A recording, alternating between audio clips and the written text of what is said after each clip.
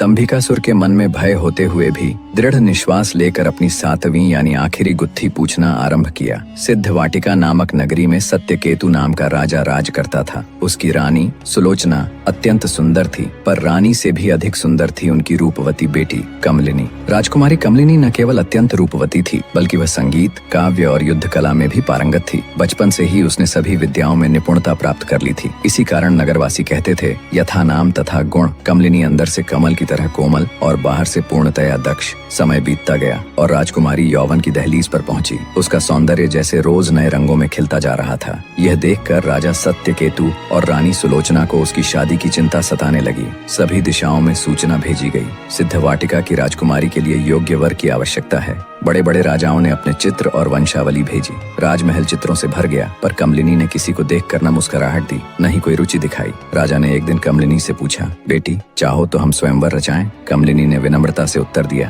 पिताश्री, स्वयंवर में बाहरी दिखावे होते हैं। मैं किसी ऐसे को जीवन साथी नहीं बनाना चाहती जो केवल राजसी वस्त्र या नाम रखता हो। इसके बाद उसी दिन राजा ने घोषणा कर दी, जो व्यक्ति रूप, बल और ज्ञान इन तीनों में श्रेष्ठ होगा, वही कमलिनी से विवाह करेगा। कुछ ही समय में चारों दिशाओं से 4 विचित्र और रहस्यमय युवक आए, एक से एक अनोखी शक्तियों के साथ। पहला वर रेशमी वस्त्रों में लिपटा हुआ बोला, मैं ऐसा वस्त्र बनाता हूँ जो स्वर्ग के देवताओं तक बिकता है। 5 लाख में एक वस्त्र बिकता है। 1 लाख देवताओं को अर्पित करता हूँ, 1 लाख से अपने शरीर को सजाता हूँ, 1 लाख स्त्री के लिए रखता हूँ और शेष में अपने निर्वाह का प्रबंध करता हूँ। ये कला सिर्फ मुझे आती है। दूसरा पात्र बोला, मैं जल, थल और आकाश में निवास करने वाले समस्त प्राणियों की भाषाएं समझने और उनसे संवाद करने की अद्वितीय कला में निपुण हूँ। यह विलक्षण विद्या मुझे दिव्य तप और साधना से प्राप्त हुई है और यह कला इस समस्त संसार में केवल मुझे ही पता है। दूसरा पात्र ने अपना अद्वितीय कला कहना समाप्त किया तो तीसरा पात्र ने बोला, मैंने सारे वेद, पुराण, शास्त्र,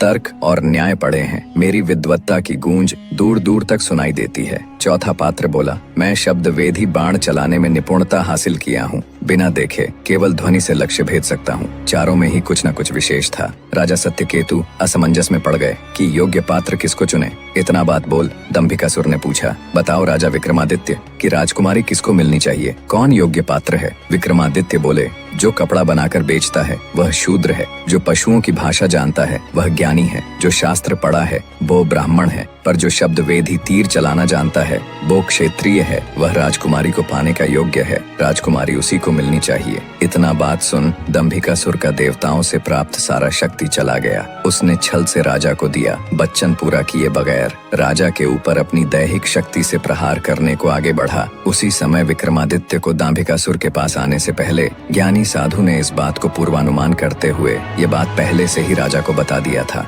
विक्रमादित्य ने साधु से प्राप्त जादुई रेत को उसकी आंख में डाल दिया। साधु की सूचना अनुसार दंभिकासुर वही पत्थर का बन गया और वो जितने को भी पत्थर का बनाया था वो अब साधारण रूप में आ गए थे। सभी पत्थर के बने राजा और सारे देवता राजा विक्रमादित्य की जय जयकार करते हुए विक्रमादित्य और उनकी रानी को उनके राज्य में शुभ अभिनंदन के साथ छोड़ आए।